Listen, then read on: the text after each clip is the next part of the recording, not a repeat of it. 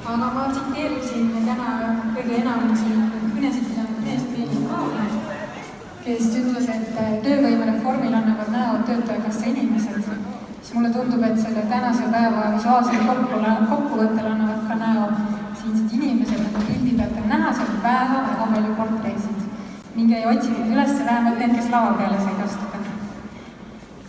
Võib-olla räägiksin ühe pisikese loo veel enne, kui ma lõpetan, et alguses, kui ma alustasin joonistamist, kui oli klaaside kokkulöömine ja korraks lahkusin, et õppida paar suumist, et siis üks eriti töötukassa töötaja nägi, et siin on markerid ja alused ja asus kohe joonistama. Ja joonistasin ühe südame esimese aluse peale paremini nurka.